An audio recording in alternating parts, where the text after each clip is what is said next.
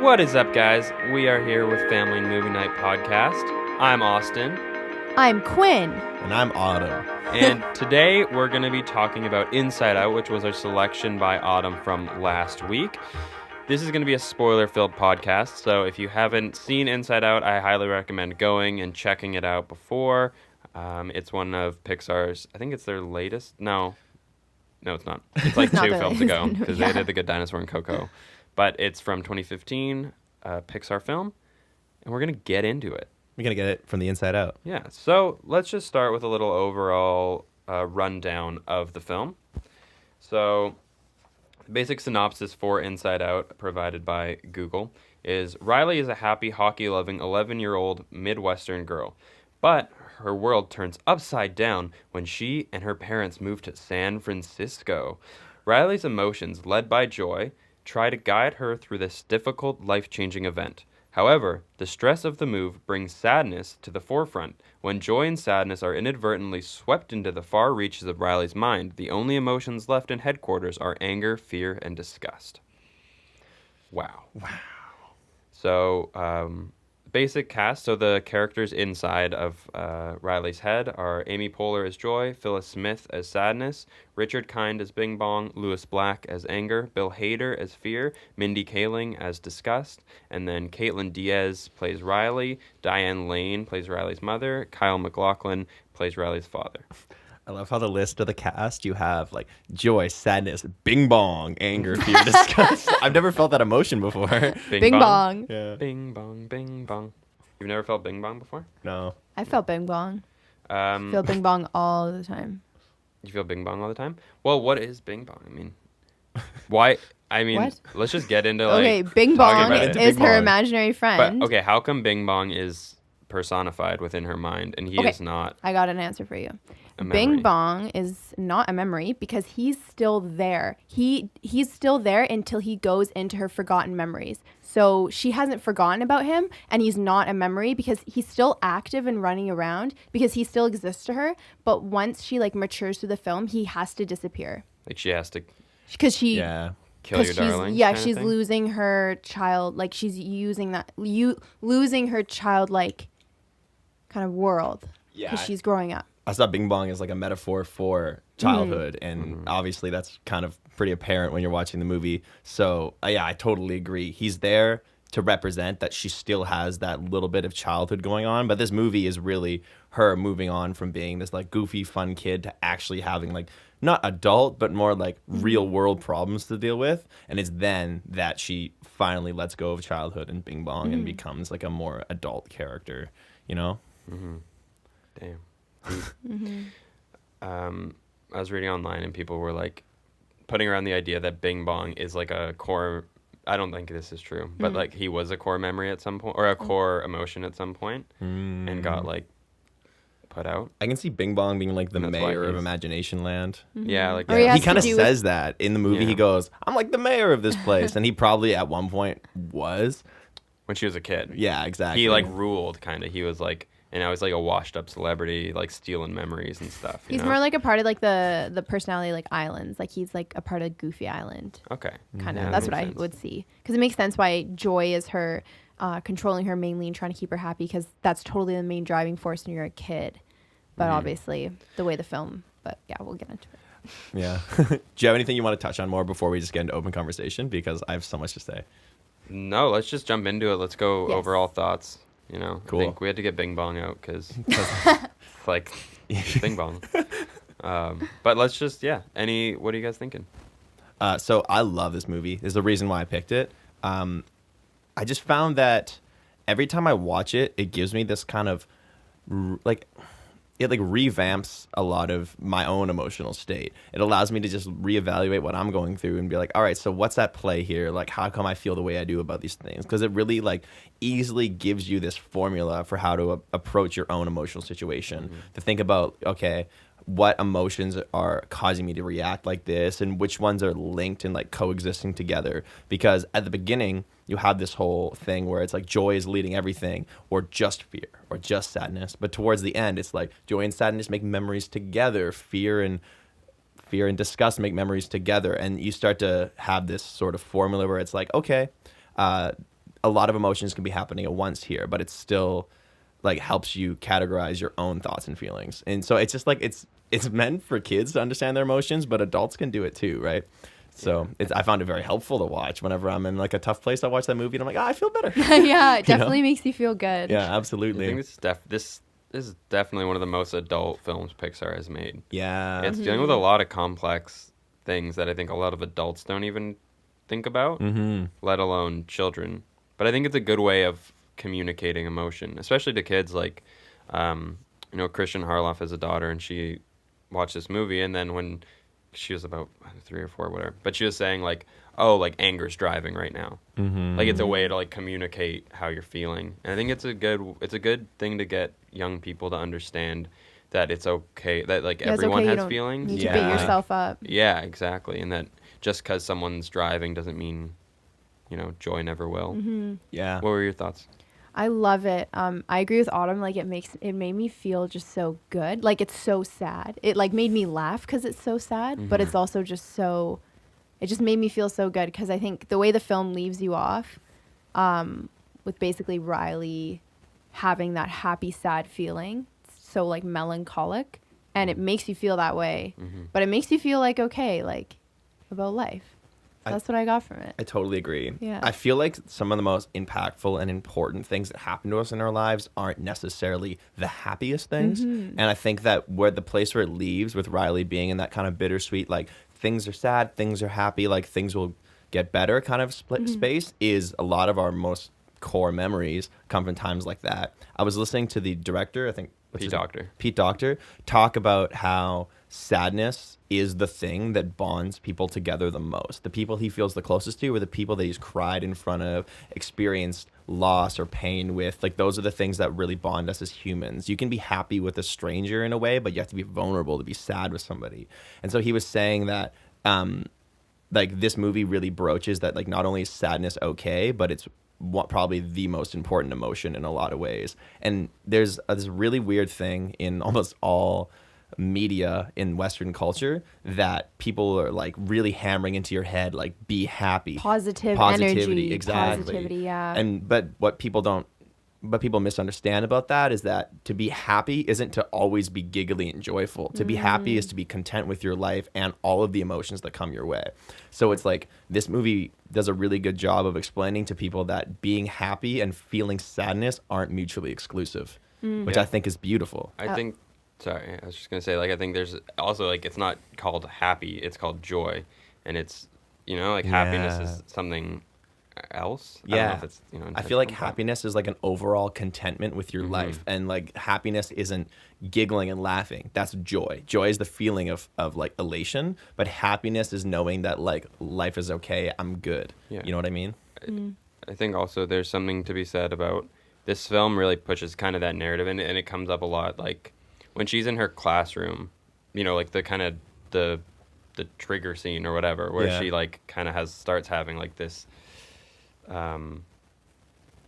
big thing go on. She like cries in the classroom. Yeah, because I think there's something to be said about like she doesn't know how to use her sadness. Like she's not comfortable with it because she's always been happy, and she doesn't know what to do with it, and that like I think maybe if she was more comfortable with her sadness, it wouldn't have been a big deal to be sad. Yeah. And then we see even by the end that it's what kind of when she opens up about how she's feeling to her parents, because they've been telling her, like her mom says, like, I need you to be our happy girl. I'm happy you've been our happy girl. Pushing her to be happy but once she's sad, they come together and they're like, I'm sad too. I miss Minnesota as well. And I think like it really enforces this like suppression of being sad is a very bad thing. Yeah. Yeah. I also like how, because some people, some reviewers say joy bothers them, but I kind of understand that because like on a level, if you've watched the film more than once, I get that why she doesn't get on my nerves, but I get why she would get on your nerves, because that idea that when you're sad, you're kind of telling yourself, no, be happy, and that's like a frustrating place to live in, and that's what she's doing to Riley. She's being like, you have to be happy, you have to be this way, instead of feeling all your other core emotions. And I feel like so many people do that in today's world. I agree. And once again, in this video that I watched with Pete Docter, he discussed how it was super important to them that at the beginning of the movie, you relate to where Joy is coming from, because regardless of the fact that they're all in Riley's head, Joy is the protagonist, right? Joy and sadness. Joy and sadness, Yeah. like simultaneously. But it's really important that you understand where Joy is coming from at the beginning. So they purposely made sadness extremely annoying. Like at the beginning of the movie, every single time something goes wrong, it's because sadness just completely doesn't listen. Joy's like, hey, like, don't fuck with this. And then sadness immediately just like starts touching things and just completely ignores them and causes all these issues because she's just being selfish, right? Yeah. And so you're meant to be like, oh, I'm super bothered by this. But as the movie goes on, it's supposed to switch. And you're supposed to relate with sadness and be bothered by Joy, because Joy keeps ignoring all these things and just trying to force happiness. And like that was all very purposeful in the writing, because they wanted you to feel the emotional switch that Joy feels, where at first you're just like, we don't need sadness. And then by the end, you're like, these are equally as important and neither is better, because even Joy has her flaws, you know, because she can't properly deal with all of these situations just by being happy. Yeah. I think, like, in the beginning, too, you see that, like, Joy is a control freak, you know? Like, and sadness is messing everything up, but she's, like, impulsively lashing out because she doesn't know what her purpose is. Like, she doesn't know why she's there. And she's, like, constantly be told, like, stand in this little circle. Don't touch anything. Don't fuck. Which is kind of how I think a lot of people deal with their sadness, is, like, don't come up right now. Don't go sit over there. I don't need you. You're not helpful. Yeah. And if Joy were to just, you know, from the start, be like, everyone is equal here. But, you know, Joy's a little narcissistic bitch. It's true. Yeah. So interesting. Do you have more to say on this topic? You have like bright, excited eyes right now, Quinn. No, I'm good. Okay. One thing that now Austin looks like he has something to say. Go. One thing I was just going to say that I thought it really needs to be shouted out is the writing in this movie. There's not a wasted moment. Like there's tiny lines that have callbacks way down the road that are super important. Like when she puts sadness into that little circle and it's like, don't leave, read the manual. It actually is important that she's read the manual later, but in other movies that would have just been like something she did to get sadness to leave, but that comes back later on. There's so many like intricacies to the way that it's written so that every single thing that happens is important, which I think is brilliant. Because in a lot of cartoon films, they just have random stuff happen with the purpose of just like, it's a cartoon, we don't have rules, you know? But everything is purposeful, which I thought was cool.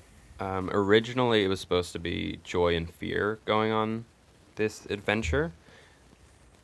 Are you happy with the fact that it's sadness? I'm super happy because when sadness and Joy are gone, they're not in the driver's seat. So she's running on just fear, disgust, and anger. And it makes sense for the events that follow when she like decides to literally like leave and go back to her house. And she's like a child and she decides to like run away, take her mom's credit card and like leave. So it completely makes sense why fear, anger, and sadness are running in the driver's seat. If you or not sadness, disgust.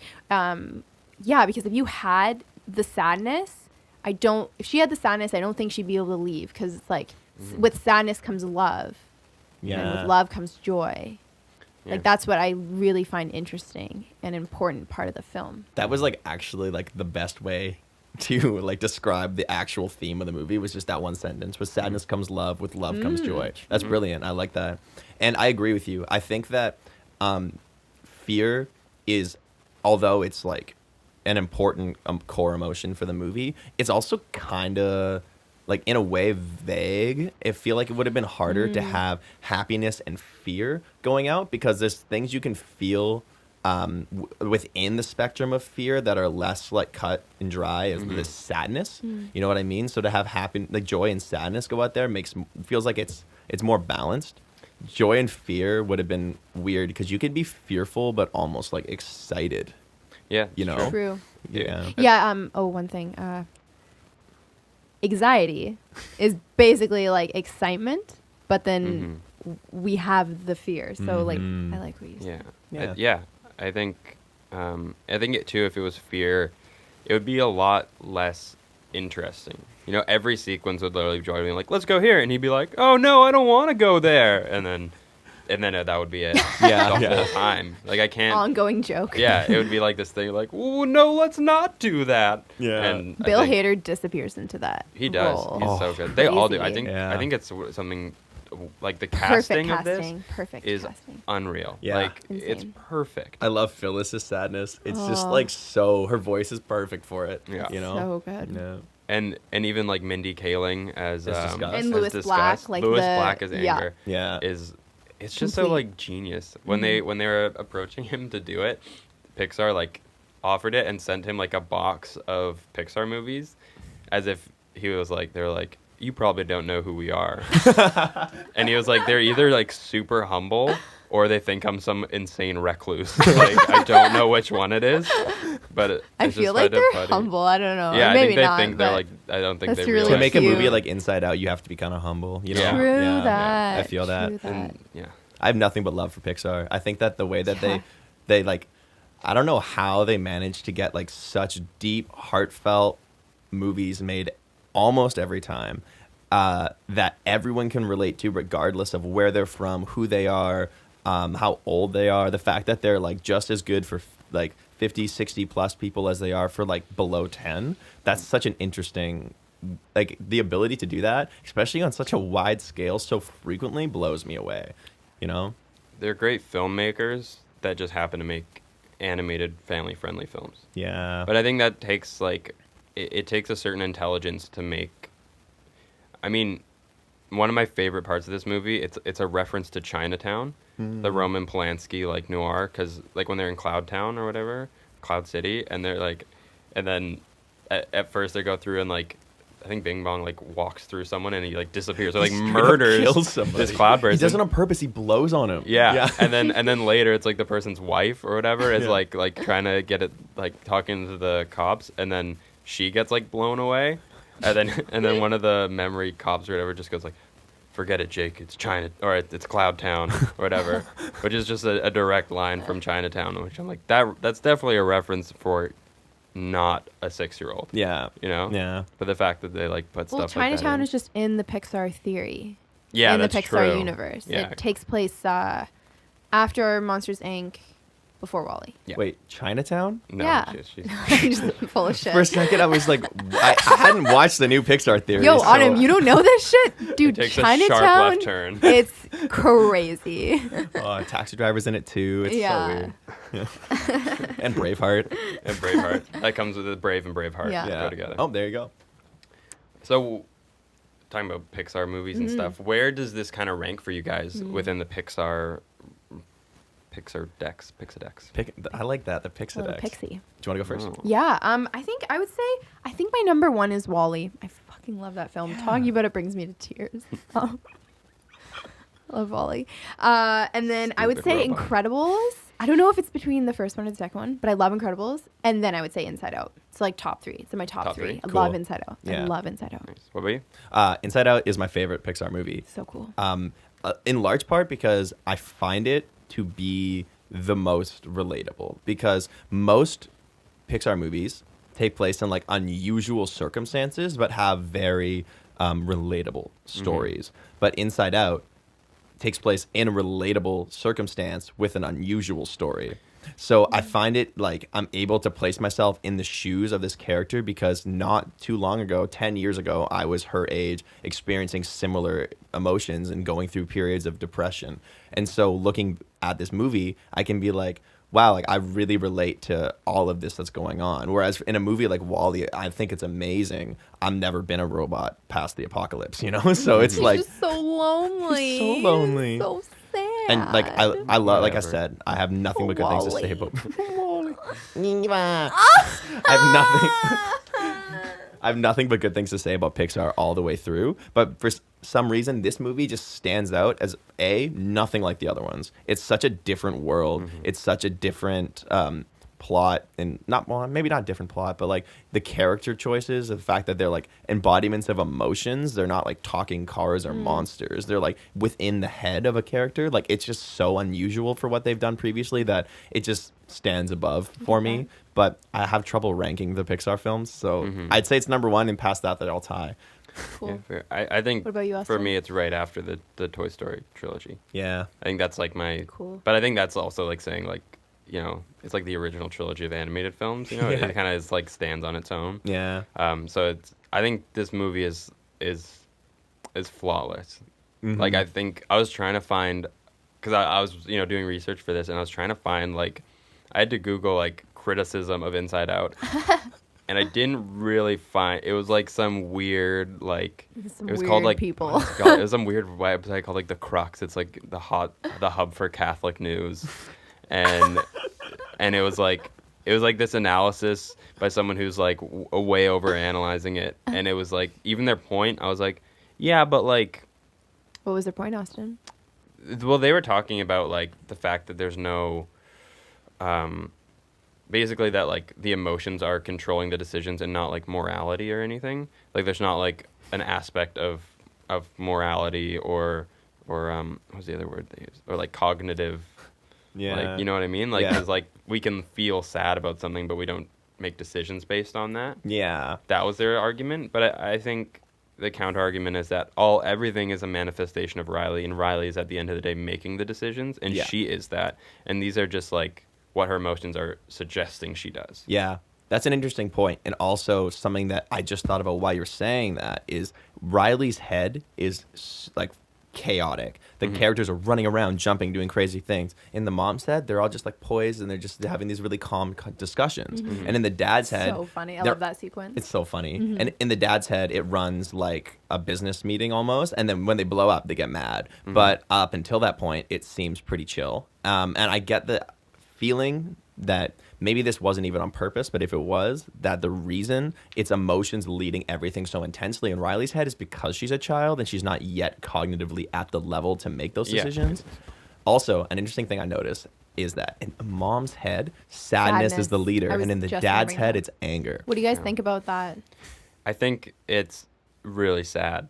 Yeah. Do you think that means the mom is depressed, or do you No, I think she just functions on sadness. I mean, because what do we learn about sadness at the end is that sadness is what like brings kind of people together. It is almost, it makes sense for like a mother to be empathetic to a lot of stuff that's going on in her house. I think Pete Docter said that scene specifically was basically like based on an interaction he had with his wife and his daughter, who Riley's based on. And I think it does come off. It's a very funny scene, and I think it's very funny because it's very relatable, and there's a bit of things like, and the fact that like anger is driving the dad, and Pete Docter voices dad's anger. Oh, cool. So it's just an interesting little thing. I think it's a very personal scene to the director, and I think I personally feel it. I'm like, wow, like there's a lot going on in there, and it says the movie like opens up this whole universe of possibilities in that scene. Yeah. And it just is like, whoa. It's like a cool, I guess, a window into like, if I was a kid watching, be like, oh yeah, my parents have this as well. I'm not alone. Yeah. It's not like me and Riley are the only people feeling this Cats way. have it too. Cats have it too. Everyone has it. Yeah, it's true. It's interesting because I feel like it's a small scene, but it's probably one of the most integral because otherwise, if it was just going through Riley's head, it could be kind of written off as an anomaly that just Riley is experiencing. To show the parents creates this relatable thing of like, and a cat, everybody in the planet is experiencing the same thing. And I thought that was really beautiful and helps tie the theme together nicely for younger people, like you were saying. It allows it to be a more universal thing rather than just like, oh, look, Riley's got all this cool stuff going on in her head, you know? Yeah, so here's a fun question.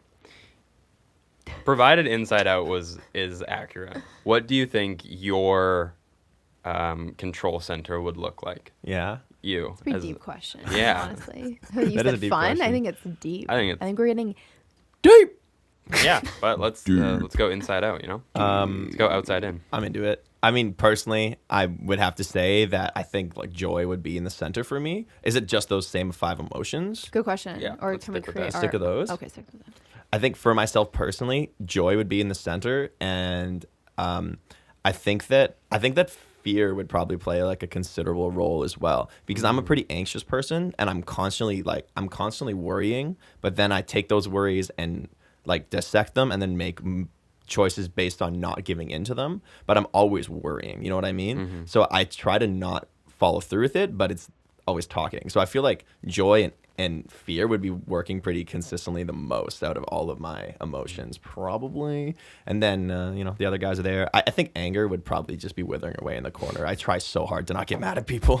Yeah, so he would probably not. But exist. what did you learn from Inside Out? It's important. You gotta let everything fly. It's true. It's true. I did learn that. I think that, like, my thing about anger, and this is just my own personal philosophy, is I think that it's important to feel it, and it's important to be aware of when you feel it and why you feel it, but I don't think it's good to directly act on it, because more often, unless like towards someone or something, because more often than not, anger escalates situations. If you're angry, you need to feel it and dissect that in yourself, but don't be angry towards somebody directly, because at that point, Anger's such a weird one. it's such a weird emotion. Such a weird It's like the emotion. least, I think, talked about emotion. Because It's the least understood. people, I think it's because people have so many judgments about it. If you think about anger, you think about, I feel like men like yelling at each other in the street, or you think of like you see someone yelling, or you see someone doing something that you would judge, and so people have so many judgments about anger. But I think there is a way to have a really healthy relationship, and you can still be an angry person. I feel like there's those people that are like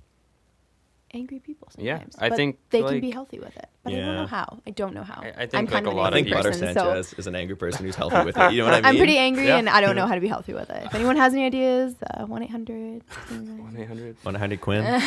I think like a lot of thing with anger is that we like view anger as lashing out, which is a byproduct what of it is. anger, That's what I and was it's trying to not. Like if we viewed sadness as like bawling your eyes out, which I Yeah. think people do, Yeah. or happiness or joy as like laughing hysterically, or fear as in a corner, like we view if we view emotions as like their kinda do. We personification, The kinda most do. extreme versions. yeah, then of course we're gonna feel like, which is what joy does to sadness. She views her as like she messes everything up. She's just sad. She's a puddle.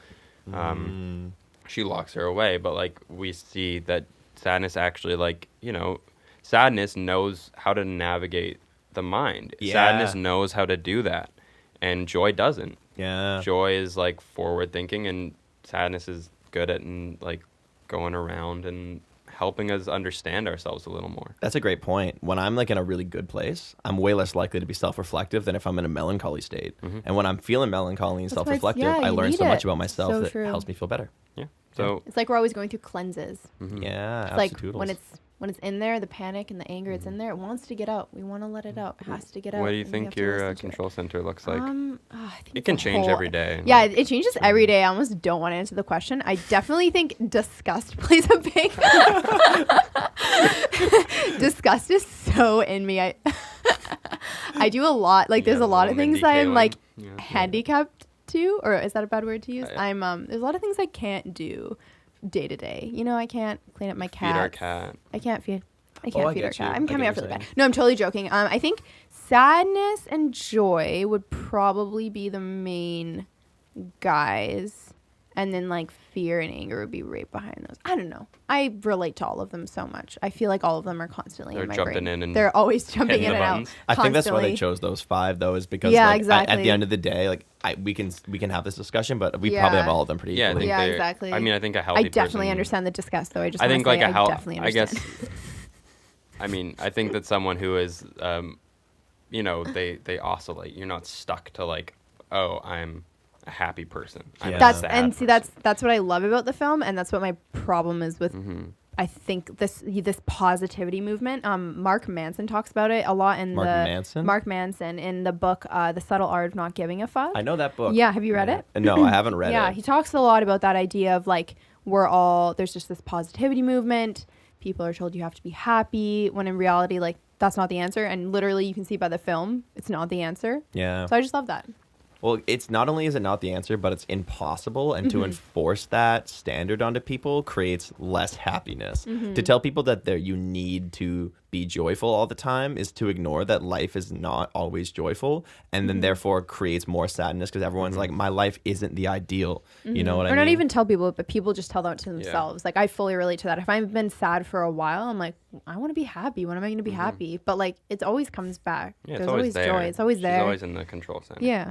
I think that's an interesting thing too, that the mom has sadness driving and Riley has joy driving, but the mom almost depends on Riley's joy to pull them through it.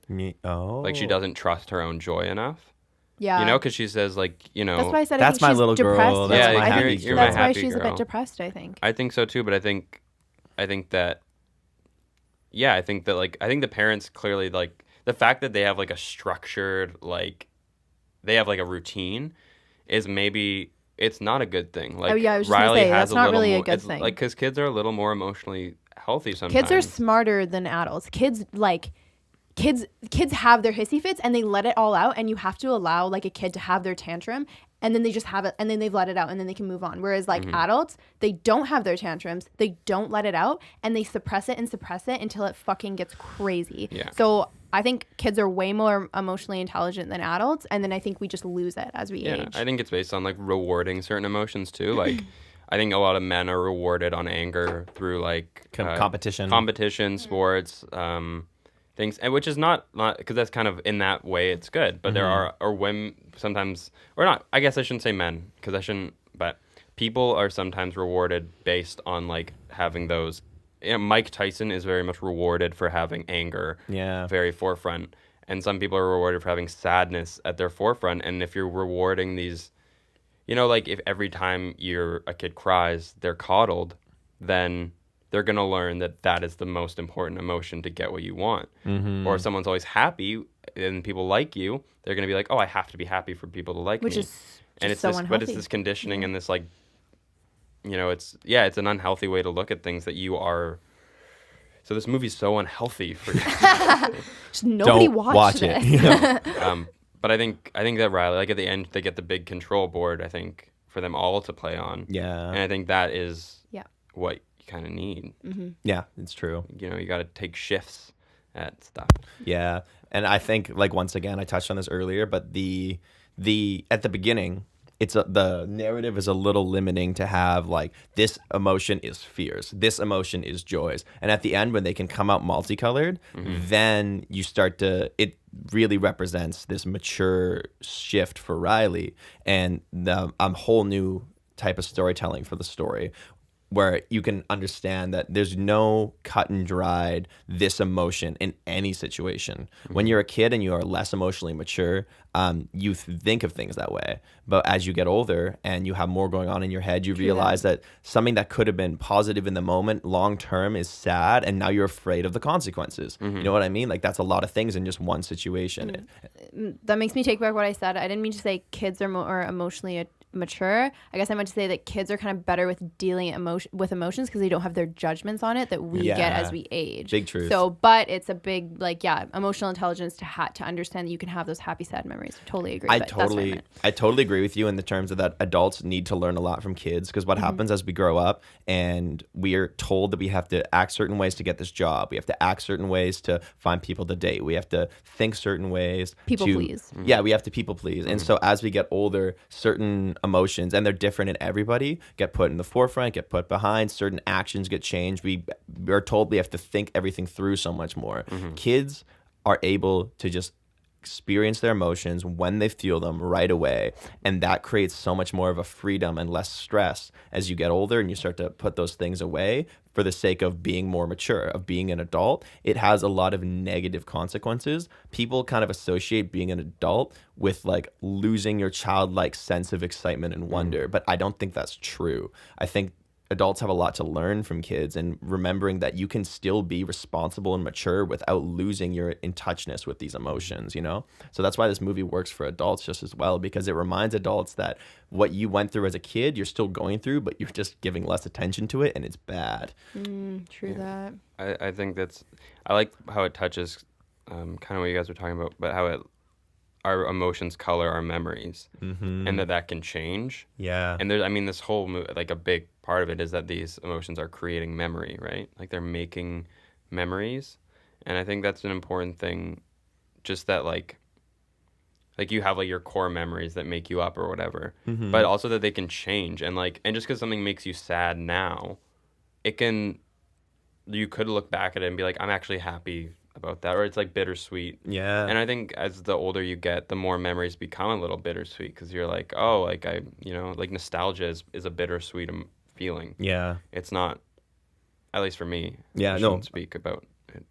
I agree. Well, I think nostalgia is looking back fondly upon something. If you're looking back upon it negatively, I don't think it's defined as nostalgia. So I think you're rightful to say that, because I think nostalgia is the positive view of the past to a degree. I think with nostalgia, though, there's, like, a bit of longing for it. Yeah, true. Which is negative So as it's just like well. happy, sad. Well, like sad. I don't Yeah. think it's negative, but So it it's is like like happy, sad emotion. oh, like, I wish that, like, I liked that.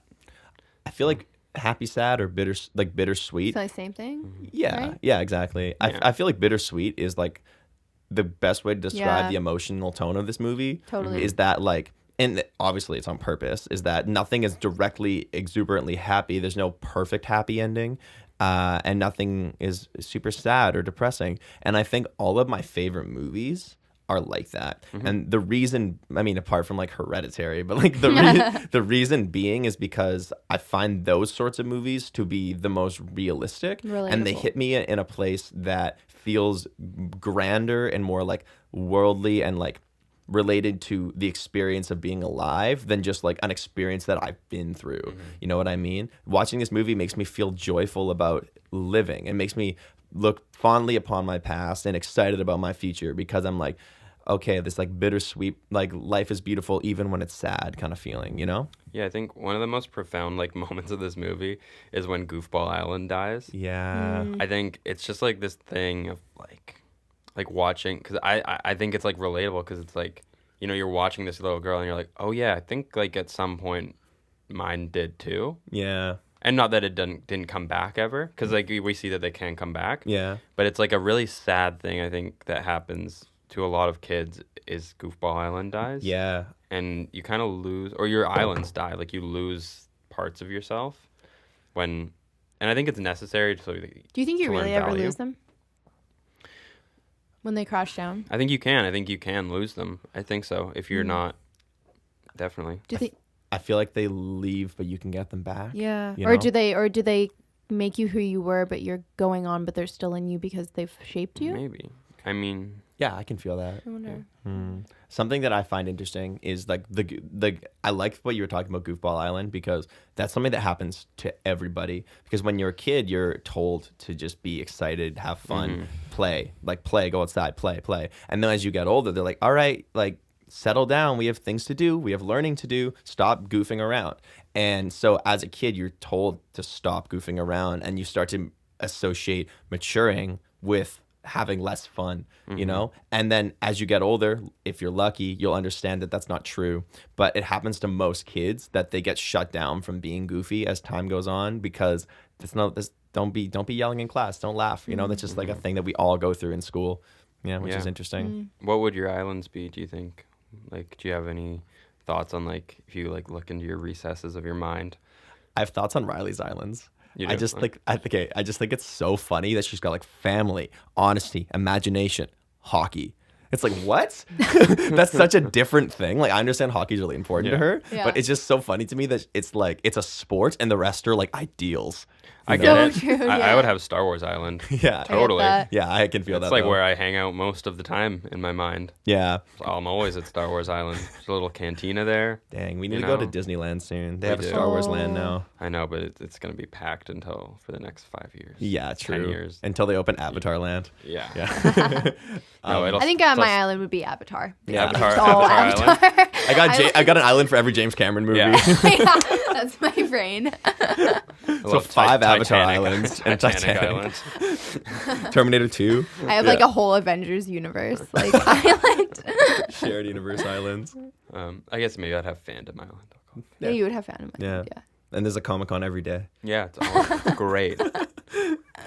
I definitely have Music Island. My islands would just be a bunch of chaotic different art forms all over the place. Yeah, that's what I imagined. I felt like I couldn't describe mine. Like I feel like that'd all just be weird and abstract and like I don't know. I love just the weird abstract things. thought room. Yeah. I Yeah, love that abstract scene. thought. So Yeah. true. Yeah. I love all the little places. Like find the it- dreams, all of them. Right? Yeah. That's one of my favorite parts about the movie is like all the subtle things that happen when they're going around the mind. Because, fuck, when I first watched the movie, I remember like they're in the control room and then they look out and I'm like, it just looks like a huge maze. Like what's out there? And then labyrinth. when they're going through the maze and you see all these things, I was so excited. Abstract thought room. I love the animation in that scene. The fact that it goes from this beautiful like it's like all these different styles. It's so We're trippy. 2D. Yeah. Yeah, I love that. And it's like mind bending because they are playing with the I didn't know the space. sound also changes in that sequence. Oh, The sound Yeah. coming Yeah. through. Yeah, I it didn't know changes. that. It's so Yeah, interesting. Super cool. What Yeah. was your favorite like sequence? Like, would that be your? Is that your favorite? I mean, I really like abstract thought. I mean, emotionally, I really like what happens when they go into the pit Yeah. and they get their way back out. That whole sequence is Bing beautiful. bong. Yeah, I love it when Bing Bong. Apparently, that Yeah. scene was like a lot longer, and they cut it because it was like too sad. That's fair. I think that's what. Too sad? Yeah. So the Yeah. guy Richard kind Whoa. of said. Super tiny thing that I thought was hilarious is when those little jelly bean guys are like getting rid of old memories. And they're like, "Oh, phone numbers, we don't need these," and stuff like that. Because like everything they say is so it's like a tiny line, but it's so on It's point, so and they on just point. breeze over it. Yeah. I love Yeah. the line, these thoughts or these opinions and facts look so similar. Just throw them all Like- together. It happens all the time. Yeah, I like the Dream Studio. Yeah. Like, Yeah. I just love find that. that so funny. Like, and then they're just like, watch, like, she's a terrible actor. And I love it when they put the glasses over so she like transforms. Yeah. Because Yeah. it's kind of literally like your brain with dreams. Like Yeah. everything's kind of blobs, but it's also like that person, which is Yeah. kind of weird. It's like a little grape, Yeah. but also the person. But also- That's brilliant. I didn't even thought about and that. they're all. Yeah. I like that they're like. There's little lines suggesting that it's like all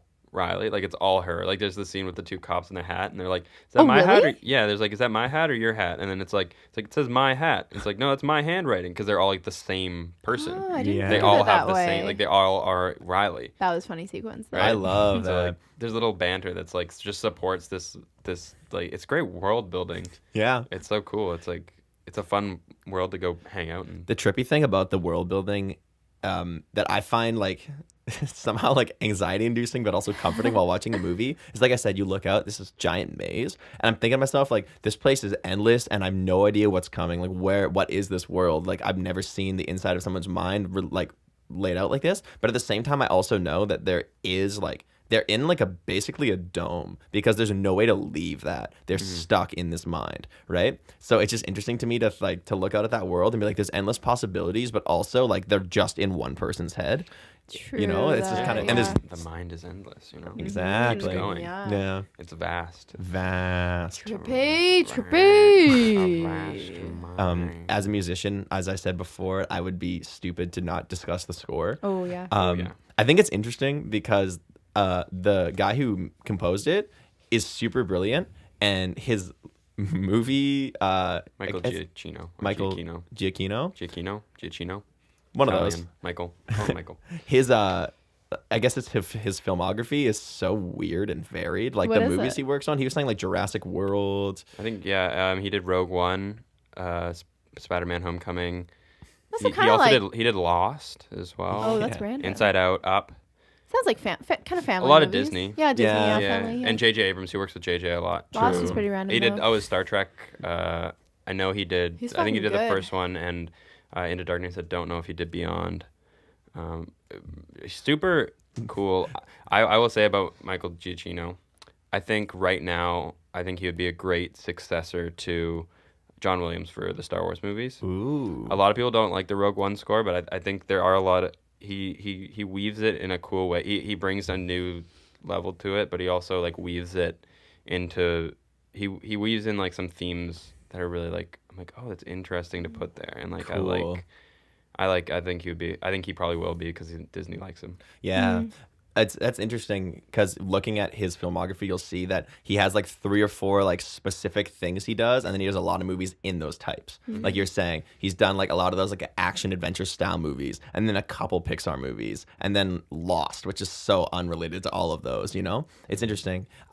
This score, like I said, it really takes in this bittersweet feeling so well, what the movie's trying to get across. I have this playlist that I listen to whenever I feel like a situation that I'm in is something that might eventually be an important memory for me. I feel very like, emotionally excited or happy about it. Like it's like a bittersweet playlist. That's and dope. It's yeah, right. The Inside Out like main theme, the one that plays at the very beginning during the first like expository monologue by Joy, that one is the first song on the playlist for me. I listen to it very frequently because there's something about it where I listen to it and I feel like something beautiful is about to happen to me, but I also feel like sad and nostalgic. And it's so simple. There's very few instruments going on. Simple. Like it's such a really well made score, and like it really captures like the goofy joy when Bing Bong's there, and then the sadness at play when they're in the pit is super, like, I don't know, really well done.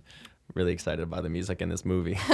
I agree. I think like it reflects like I think what I love about this movie, and that it's a very simple premise.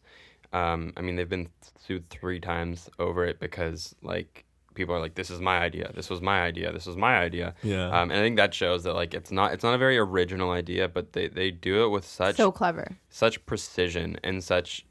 They know, I mean, that's what Pixar is great at, is they know exactly what movie they're making. And the score, it's like, you hear it and you're like, that's exactly, it's right. It's just perfect. Yeah. It's exactly right.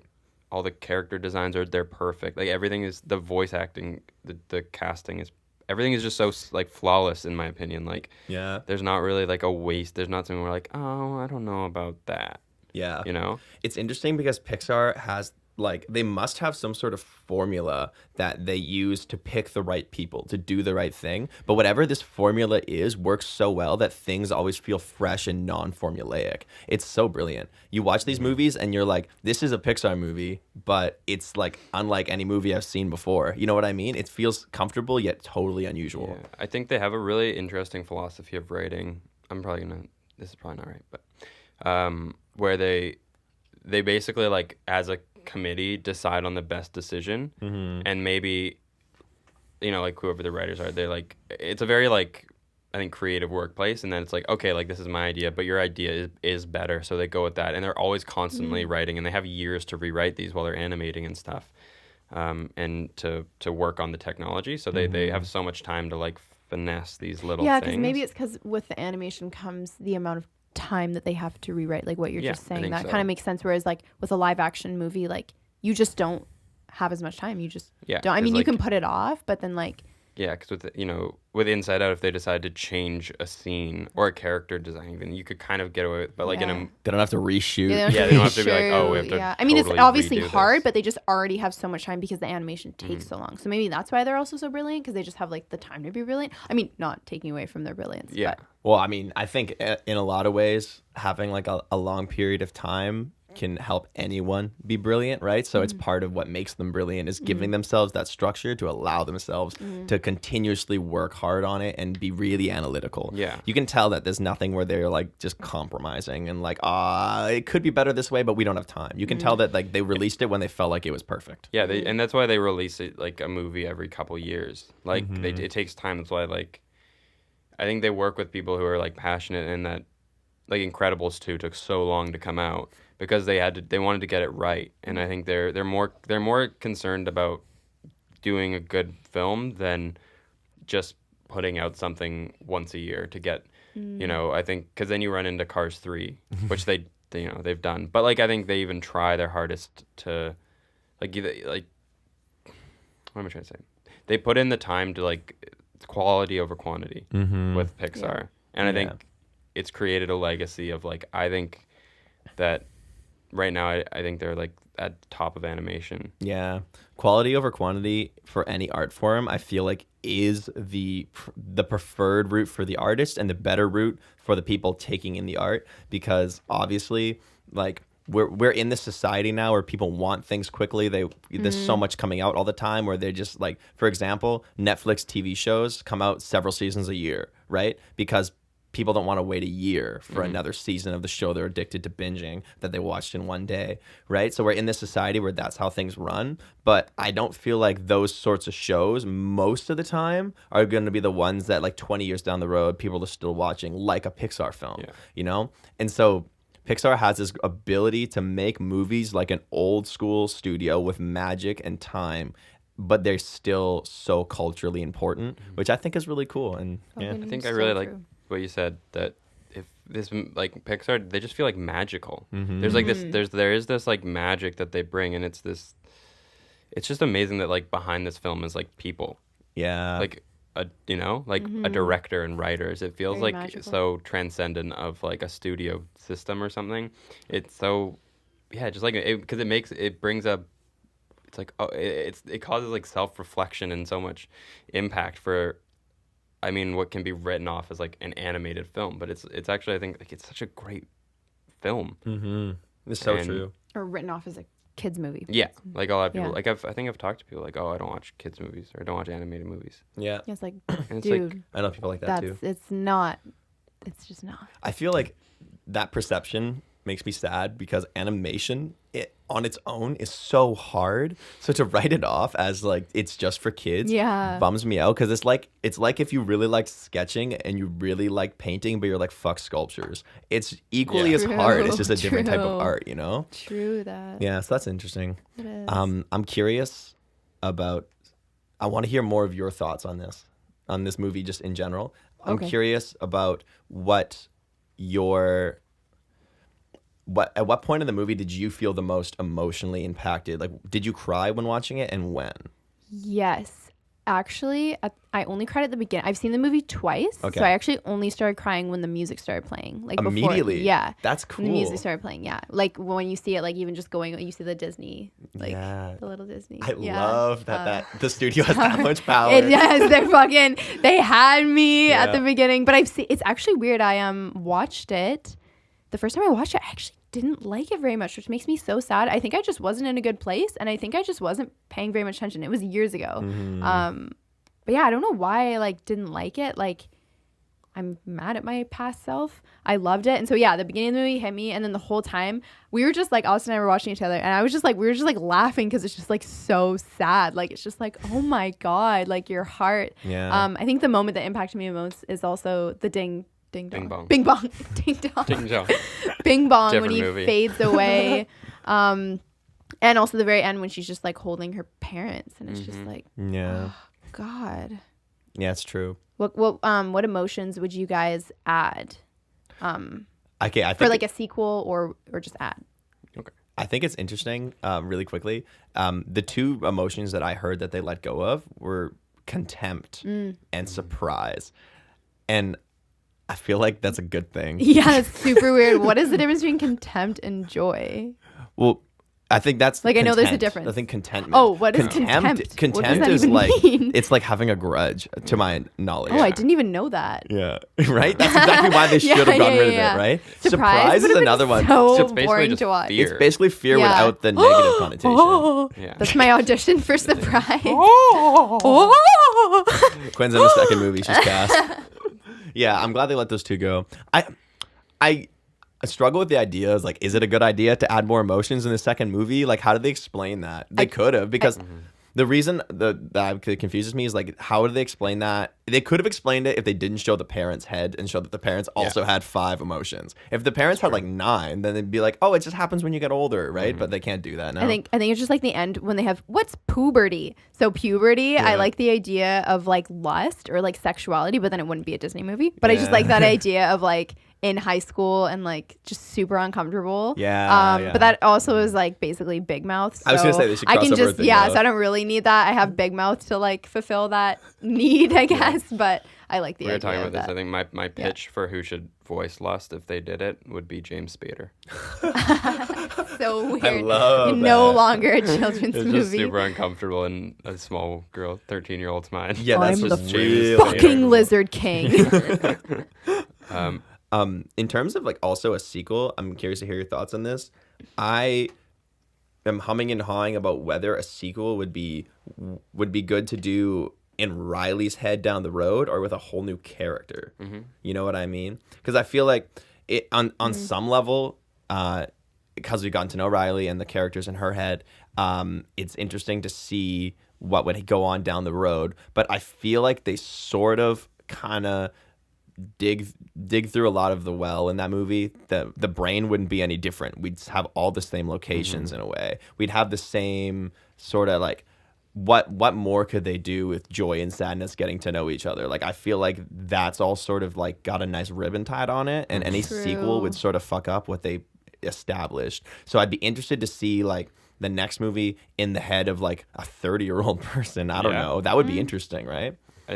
True. I think I don't know if I'd add another emotion. I think But if you had to, No. that was the fun of the question. I know, but I will circumvent the question because I think I would add an aspect. It would be another character, but it would be like rationality or logic or something, and it's like upstairs. So now all of a sudden the emotions have like a boss that they're like That's so that they're like funny. like they're sending things up, and then James Spader could play him. But like someone who comes down and is like someone's like what is this? Yeah. Why are you reacting this way to this? And kind of questioning everything that's going on. And like kind of comes in, he just appears, and then I love like that. maybe when like Riley's kind of like at like an adult kind like. And that like feeling of, and then the emotions are kind of fighting, and he's like, no, like I'm taking, like maybe shuts down the emotions and like all of them, and then they all. I like that, like I just getting really like super that. analytical, And I think- like as a coping mechanism. Yeah. Like when you get analytical as a coping mechanism. And all of a sudden they're not dealing like firsthand with Riley. There's someone who's like picking and choosing how she views, like how the emotions get to affect her, and maybe the emotions like, and maybe like he's like romancing anger. And he's like, come here. I think you do great up here, man. And they're kind of like, and then they're like, no, what is going That's on? awesome. I love that really idea. like that. My pitch I'm for so a on board. sequel. I don't have a pitch. I'm just on board with Yeah, I that. thought a lot about this. Yeah, I'm glad. Yeah, you had a long time to do that. While you were pitching that, I quickly searched up whether or not there are plans, and Pete Docter said no, he does not have any plans right now. He's not against it, but he doesn't, and he did Monsters Inc. and Up, and he wasn't involved in Monsters University, so he, I think, isn't really intending to make sequels to the movies that he's done, and Disney is already wanting him to make more original content, Which is good. I'm totally fine with I think he's Yeah. doing the story for Toy Story 4 right now too. That's so interesting to me that they did that, because they played up Toy Story 3 as the end for so long, and apparently Toy Story 4 is like a whole different genre. Yeah. Like, Genre. yeah, I like think they wanted it to be like an entirely different style of movie. Yeah, I think it focuses. It's like more of like a. I think it focuses on like Woody and Bo Peep's like Love being story. like a love story kind of. Really? Didn't- I'm into Trust it. What's the Pixar, name man. of the lady that comes into the second season of The Office with Andy? Rashida Jones? Yeah, Rashida Rashida Jones. I may be totally off, but I'm pretty sure that she was brought in to help write Toy Story 4. She left though She left. because of How'd John help Lasseter. write? Oh. What? Because John Lasseter, who's kind of like one of the head of Pixar, he's like main boys, is a very creepy guy. He got Me Too'd, and she left writing because of that. Is he still there? I think he stepped down or he's on like leave. That's good. I think he worked on She's Inside Out. She's in Inside Out. She is. She plays the Mean Girls. It's kind of cool. Like Interesting. it'd be cool. Like shared universe. Like come on, do it. Like Also, super interesting random fact that's completely unrelated. Rashida Jones is the daughter of Quincy Jones, who is like one of the biggest I haven't producers seen the ever. not know documentary. that. Did you not know that? No. But you know she made the documentary about him. No, I didn't. You didn't know that? No. I want to see I the didn't- I documentary. didn't It's know. like a Netflix, right? I Netflix? don't know. I found this out through Off Camera with Sam Jones. I just knew because the last name. There you go. And then like Jones. when the documentary was She related to Indiana yes. Yeah. Yes. Oh yeah, all of the Joneses. Indiana The Jones, is Quincy soda. Jones's father. and the Jones. Yeah. And Jones Soda was actually Jones Invented Soda. by Quincy Jones. Yes. If you could pick one character to see inside of or one person, one celebrity, one character, one anything, to see what the inside of their control center looks like, who would you choose? Nicolas Cage. I would love to see Nick Cage pre and post Mandy. Right back to the last Throwback. episode. I want to know what's going on with Kanye. Yeah. True. Yes. True. I feel like he's got some emotions we don't know. Yeah. He's got 6 or 7. Do you know what Enway is, or Enway? No. Okay, because that was one that they were throwing around as well. Do you know what dimethyltryptamine is? Is that an emotion? Yo, Enway. Stone Spelled Date like- Theory. Yo, That's Autumn, an look this shit emotion? up. Yeah, EnNui. Enway. Say that It again. was Enway, I think. That sounds like those Inu? Huawei phones that Joe Rogan does. always talks Inu? about. I thought that's what you were and talking and about. Shred and Frieden. Those are other ideas for emotions. Oh, Enway is like a grander version of boredom. It's the feeling of listlessness and dissatisfaction That would be so arising boring to watch. from a lack of occupation or excitement. So it'd be it's like a hipster? yeah, pretty much. Like someone sitting and be like, ugh. Yeah, so it's somebody who like doesn't feel like the things happening to them are exciting and or like interesting or exciting enough to be reacting to. Yeah, like, They're just like bored by whatever. life. That's Could be interesting. interesting. It's kind of similar to Disgust a little bit. I've never heard the word Enway before. Is it Enway or Inu? I'm probably butchering it. I mean, who knows? Oh, here. Oh, is it French? It sounds French. Ennui. Ennui, of course it's French. Ennui. Of course the Ennui. French came up with ennui. Ennui. Ennui. Do you have more to say? No, I think I'll just like we can close out a little bit with like I think this is just such like a perfect film. I think I wouldn't want a sequel because it stands alone. Yeah. I think that it's been 4 years. I think this movie has aged really well. Yeah. I think it will age really well. I think this is a great important film for everyone to watch. I think it just like simplifies things and made me feel a lot better about my emotions. Me too. And Me 3. Me too. Oh man, things just got dark. John Lasseter, watch out. Yeah, I think. How do you think it's aged? I mean, are we all in the same boat with that? Yeah, it's just I'm in the it's same gonna boat. age. I think in a way it's almost sort of ageless in Yeah, terms of like ageless. this modern like world that we're in right now. There's like very few references to anything that's really like time placing apart from like the broccoli on the pizza in San Francisco. Like that's very like modern health movement. But Is that actually a thing? It's based on. I've had pizza with broccoli It's on based it. on Really? it's based on that pizza shop's based on a actual pizza shop that's down the road from Pixar Studios, and I think it's like every day they have like one pizza flavor, and one of those that they go through is broccoli. That's hilarious. I love that. I honestly don't relate to the whole broccoli thing. Like, broccoli is a dope vegetable. Yeah. Like, I think it's just what vegetable would you change? Just kidding. Just running out. Just running out of ideas. Like, Okay. Let's just keep this going. Let's do an Alex Jones podcast. Like 5 hours. What would you change, guys? Oh my god. I feel like with broccoli, it's just because it's, No, I get it. I get it's it. just- I totally yeah. get it. It I is just- different I in just different like it. countries, though. Yeah. I think Yeah, it's- that's I an think that's a good one. Somewhere it's green beans, and Did you say Japan? Japan maybe. They have edamame. That's a green bean. Yeah, Fucking. but maybe it is interesting. because it's viewed as by children as like a gross part of their diet, and they I don't guess really eat you- broccoli, or they do. But yeah, so it is different. They Yeah. change it depending on where you watch it. Interesting. Oh, what? Is- They change isn't that inside weird? out depending on where you Yeah. watch Wait, it? no, it must not be everywhere. It must not. It No, just be that not one everywhere, place. but like Okay, in yeah. like I mean, it's probably China Yeah, I thought that's what it or was. in Asia. It's different because like broccoli is just not like that relatable to them. That trips me out. I thought you were That's- saying that in different countries they have different things they dislike. I didn't realize they genuinely changed the movie for that. Yeah, That's so Yo. great. yeah.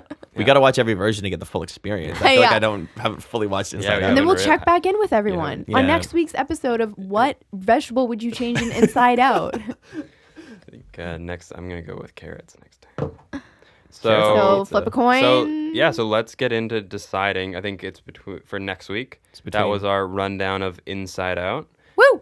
Let's get into it. So it's between Quinn and I. Yeah. Do you have a coin? I'll get one. I think they fell. American penny. Oh, hello. Yeah, I don't know what to pick either, so it's gonna be fun.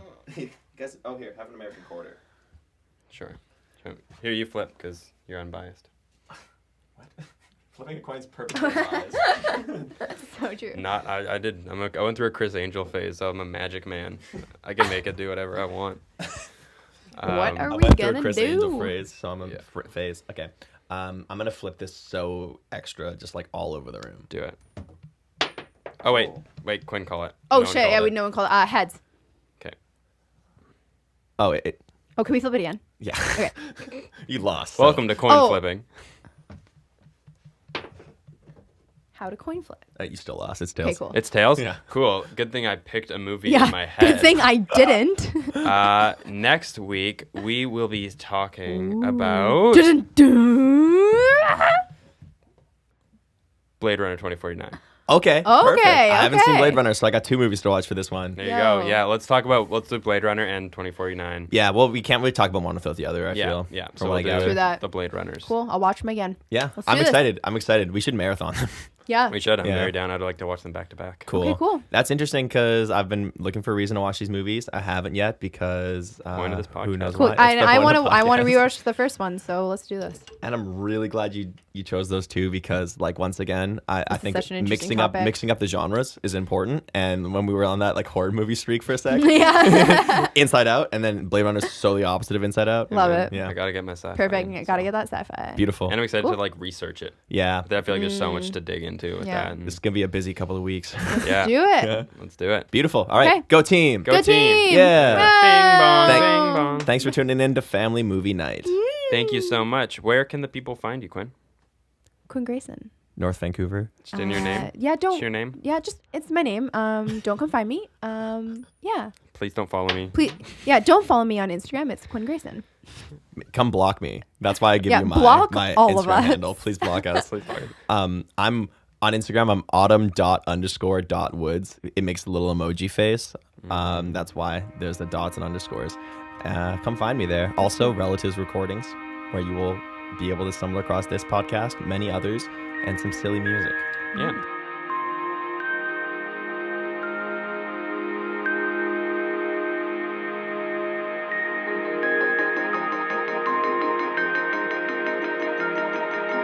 Thank you.